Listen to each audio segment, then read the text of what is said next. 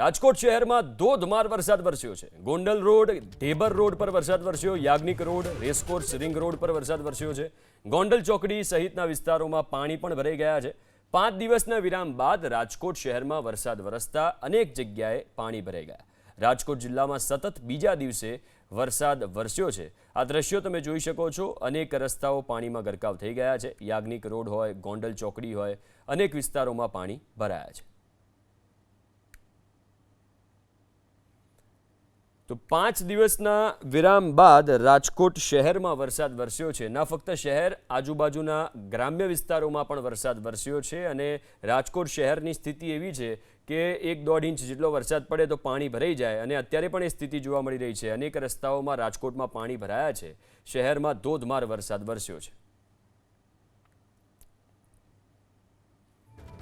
તો રાજકોટના લોધિકામાં ધોધમાર વરસાદ। લોધિકાના ગ્રામ્ય વિસ્તારમાં ધોધમાર વરસાદ વરસ્યો છે। ખીરસરા, મેટોડા, બાલસર સહિતના ગામોમાં ભારે વરસાદ વરસ્યો, જેના કારણે અનેક જગ્યાએ પાણી ભરાયા છે। રસ્તા પરથી નદીઓ વહેતી હોય એવા દ્રશ્યો પણ જોવા મળ્યા।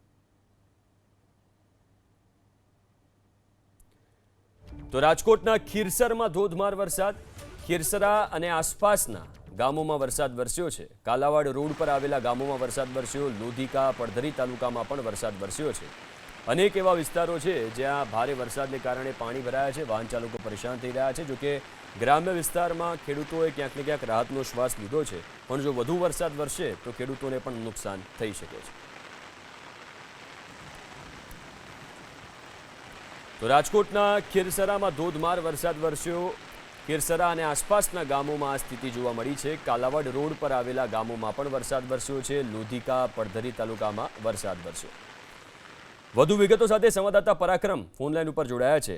પરાક્રમ, રાજકોટ ભરમાં વરસાદ છે, શહેરી વિસ્તાર હોય ચાહે ગ્રામ્ય વિસ્તાર હોય, અત્યારે શું સ્થિતિ જોવા મળી રહી છે? રાજકોટ શહેર ઉપરાંત ગ્રામ્ય વિસ્તાર લોધિકા, પડધરી અને ગોંડલ તાલુકાના અનેક ગામડાઓમાં આજે વરસાદ પડ્યો છે।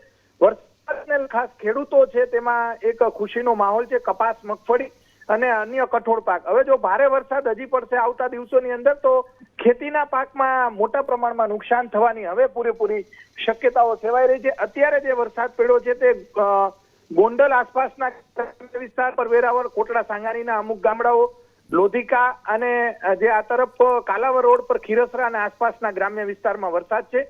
આ ઉપરાંત શહેરની અંદર પણ જોરદાર વરસાદી ઝાપટું, અંદાજિત 1 ઇંચ જેટલો વરસાદ શહેરમાં સાર્વત્રિક પડ્યો છે, જેને લઈને થોડા વરસાદમાં પણ જોઈ શકાય છે કે શહેરની અંદર પાણી ભરાવાની સ્થિતિ એમની એમ જ છે।